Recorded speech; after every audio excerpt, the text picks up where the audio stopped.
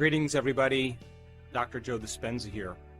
Knowledge is the precursor to experience. The more knowledge we have, the more prepared we are for a new event in our life.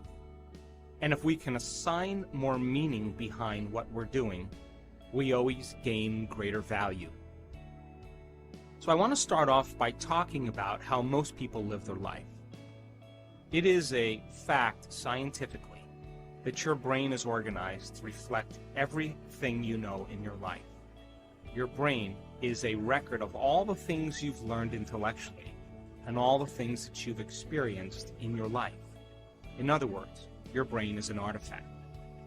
Now, most people wake up in the morning and they think about their problems, they think about themselves, and they begin to anchor themselves into certain feelings and emotions that reaffirm their personality.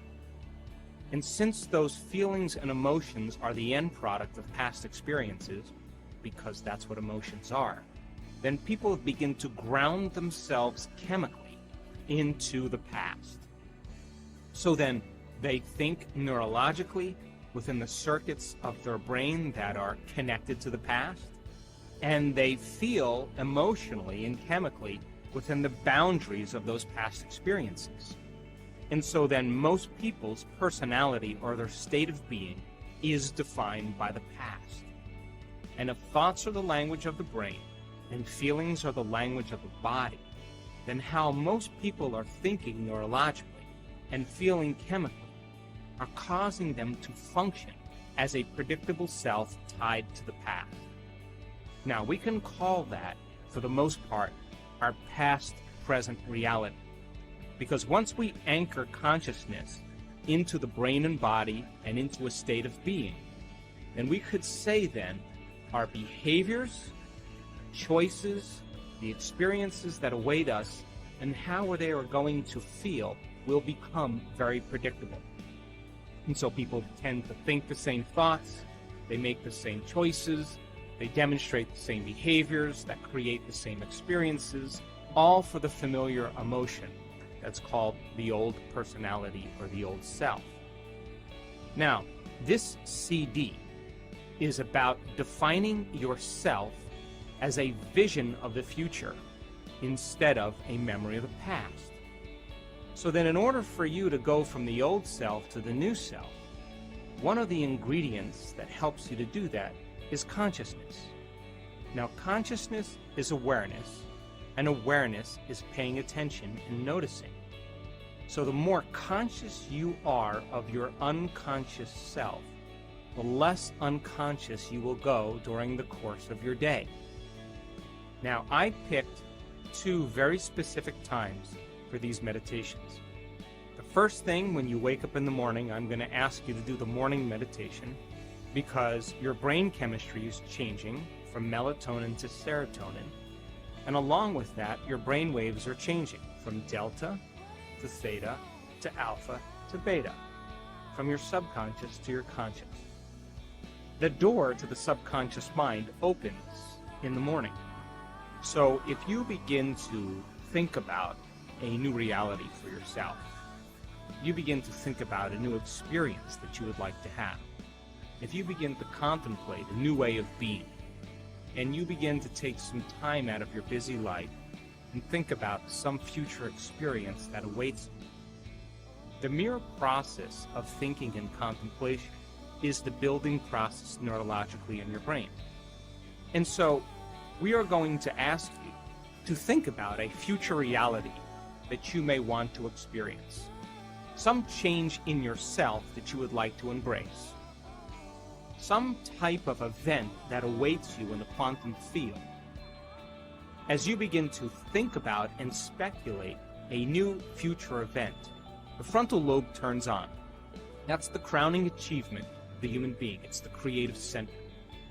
And as you begin to ask the what-if questions, the speculative questions, what would it be like? How would it be? What future awaits me? What do I want? As you ask those frontal lobe questions, because the frontal lobe is connected to all other parts of the brain, like a great symphony leader, it begins to look out over the entire landscape of the brain and it begins to select different networks of neurons that are connected to the things you've learned intellectually and the things that you've experienced as an event in your life. As the frontal lobe begins to call up all these different circuits, it begins to seamlessly piece them together to create a new level of mind. And as you begin to remind yourself of that future event, there'll come a moment when you'll get a vision or a symbol or a picture in your mind, and we would call that an intention. And as you begin to force your brain to fire in new sequences and new patterns and new combinations, you're beginning to reorganize the circuitry in your brain to begin to change the brain to look like that future event has already occurred. Now, your brain is no longer a record of the past. Now, in fact, it is a map to the future. As you begin to be defined by that vision of the future, you're moving into a future present reality. But that's not the end. Because in order for you to move into a new state of being, you either have to begin to experience the event emotionally. In other words, allow the thought to become the experience in your mind. And if thought becomes the experience in your mind, the end product of that experience is called a feeling or an emotion. Or, I'm going to ask you to teach your body emotionally how that future event is going to feel before it occurs. And as you begin to combine that clear intention with an elevated emotion of gratitude or joy or inspiration, of feeling unlimited, feeling empowered, your body as the unconscious mind begins to believe and accept that it's living in that future reality in the present moment, and you're beginning to activate and signal new genes in new ways so that your body is now living in the future instead of the past. So as the body moves into a new future present reality, your biology begins to change because now you're in a new state of being. Once you're in this new state of being, I'm going to ask you to think about the choices you're going to make, to review the behaviors you're going to demonstrate during this day. One day, one lifetime. What experiences await you and how they would feel. And as you begin to mentally rehearse what that future day is going to be like, the hardware program in your brain by repetition, nerve cells that fire together, wire together, begin to change into a software program. In other words, you're able to reproduce that level of mind easier and easier each day. I'm also going to ask you from this elevated state of being to remind yourself who you no longer want to be, to become conscious of the choices you're not going to make in that day, because the hardest part about change is not making the same choices you did the day before. And the other difficulty about change is that we go unconscious. So then if you're conscious of the thoughts that you are not going to let slip by your awareness that causes you to return back to the old self, if you're aware of the choices you're not going to make in this day, if you are aware of the habits and behaviors that cause you to return back to the old personality that's connected to the old personal reality, in other words, no longer blaming or complaining or talking poorly about somebody, whatever it is, and then you think about the experiences you're going to stay away from and the emotions that bring you to a lower denominator, I'm asking you from an elevated state, because you're feeling differently, to look at the old self instead of looking at the old self from a lower denominator and a lower level. So that process of being conscious of your unconscious self, that simple process, allows you to stay aware. That process is very significant. At the end of the meditation, once you're clear of that, I'm going to ask you to remember that intention and begin to think about how you would feel if that event occurred. And as you begin to elevate your state, I'm going to ask you to broadcast that energy into the field, for whatever you broadcast into the field is your experiment, it's destiny. Then we will move back into that state of being one more time, and meditation will be over, and I'm going to ask you to get up somebody else. The second meditation is a meditation for self-correction. We will already be moving into different brain waves as nighttime comes along. Your analytical mind will slow down, your brain chemistry will change, your brain waves will change slowly from beta to alpha. And so this will be a simple meditation for you to review how you did during the day. Now, I want you to do this meditation just before you fall asleep at night. I want you to sit up in your bed or sit up next to your bed, and I want you to go through the meditation. And when you finish the meditation, it would be best if you could just lay down and fall asleep. That way, you're programming your autonomic nervous system and your subconscious mind even further into your future. And because your brain chemistry is changing, because your brain is changing in its circadian rhythm from daylight to nighttime, you'll already naturally be surrendering into this. And I'm going to ask you to review how you did. What choices did you make? When did you fall from grace? When did you go unconscious? How could you do something better if you had another opportunity? And then I'm going to ask you to put yourself back into that situation and rehearse a better way of being. What piece of knowledge could you use as a precursor to produce a better experience? What piece of knowledge could you apply in this event so that you can begin to change an outcome? And as you begin to rehearse a better way of being, you're beginning to activate and prime the brain further and refine it into the future instead of the past. This is how we self-correct. In other words, if you saw yourself giving a public lecture, and when you watched yourself doing it, you were touching your face or sticking your finger in your ear, if you observed that, I guarantee you the next time you spoke in public, you would refine your behaviors. So that process then of going from the old self to the new self and observing how we did then allows us to self-correct and begin to reorganize the mind into the future instead of the past. And then I'll ask you to think about how you would feel if you were able to accomplish it in a better way.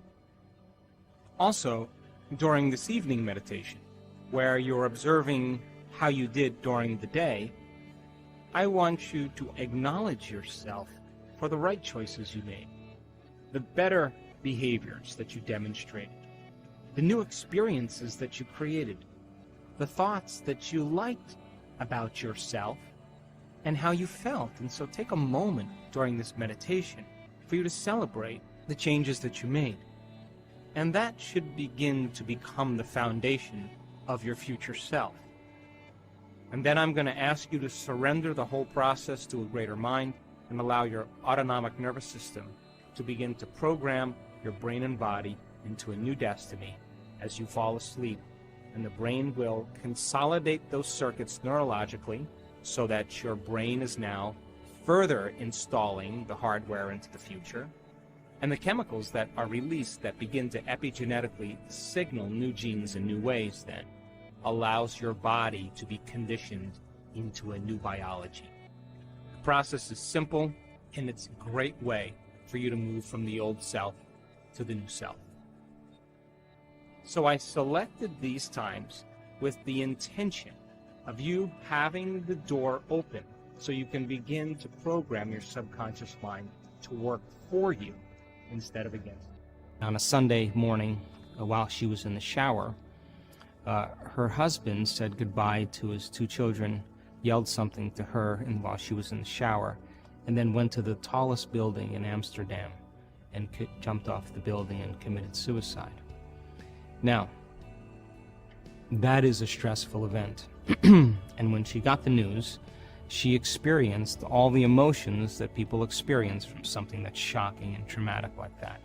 She was suffering, she was in pain, she was resentful, she was guilty, she was confused, she was angry.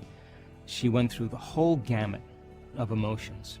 And all of those emotions, by the way, are derived from the hormones of stress. So she has an event in her life, it changes her biologically. She doesn't know how to control her emotional reaction. It turns into a mood, one long emotional reaction.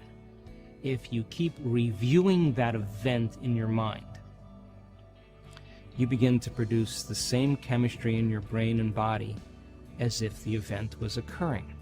So her body is being conditioned to the past because she's reliving the experience 50 to 100 times in a day, and her body is beginning to believe it's in the same past experience over and over again.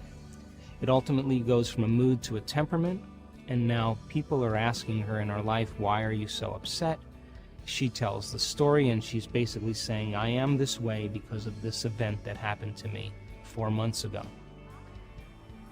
So then, if we keep that going for extended periods of time, and those emotions are driving our thoughts, and we can't think greater than how we feel, our feelings have become the means of thinking, we're thinking in the past, and now we're stuck in our biology. So one day she wakes up and she's completely paralyzed from her waist down. And she can't get out of bed, so they rush her to the hospital, they do MRIs, they do all the tests. They can't find anything significant with her, so they just diagnose her with neuritis. And so now she's bedridden and she cannot literally get out of bed. So now she can't work, she can't take care of her children. Her mother has to move in with her, and she doesn't have any money because she's not working, and her stress levels go up. So now the condition gets worse. As her stress levels go up, it's the same chemicals of stress that are knocking the brain and body out of balance, signaling the wrong genes in the wrong way. And another few months later, she develops these huge ulcerations in all the mucous membranes of her body. In her mouth, her throat, her upper stomach, her bladder, her vagina, her anus. She's got these huge ulcers. Now she can't eat, and if she can't eat, she's knocking her body now out of chemical balance even more, and it hurts. So now she's spiraling downward, and then she finally starts noticing her symptoms getting worse, and she goes to the doctor, and they diagnose her with esophageal cancer. Now, the moment she gets the diagnosis of esophageal cancer, now she gets even more stressed, and she's in fear now, and she realizes that her children may not have a mom. And so she came to one of our workshops, and I remember specifically because she came in with crutches, in a wheelchair, and a walker, and she sat on the left side of the room. And it was an introductory level course, and she understood that she could change it intellectually, but she had a very big challenge ahead of her, and she realized how much she was in her past. She had a vision of her future. Like, she wasn't visualizing anything, she just got a very clear vision. And she was so excited that she went home and she did her meditation every single day. Now, she understood that she had to upregulate new genes and downregulate genes that had to do with her disease, and that every day she had to knock on the genetic door. Now, the first thing I want to say is that I'm certain that there were days that she didn't feel like doing her meditation, and she did that anyway. She did it anyway. There were days where she had a tremendous amount of doubt, and she didn't think it was possible, but she did her meditations every single day. And as she began to do her meditations every single day, she started to notice significant changes in her health. Well, she stood on the stage in front of that audience, and she said, I just came from my doctor last week. I have no evidence of esophageal cancer. I have no ulcerations in any of the mucous membranes of my body, except the small scar in the back of my throat. I have no paralysis, no numbness, no loss of motor function, and I have a new husband. And I said, new personality, new personal reality. The disease exists in the old personality. You're literally someone else. And I said, when you look back at that event that took place in your past, how do you feel? And she said, it was my greatest teacher.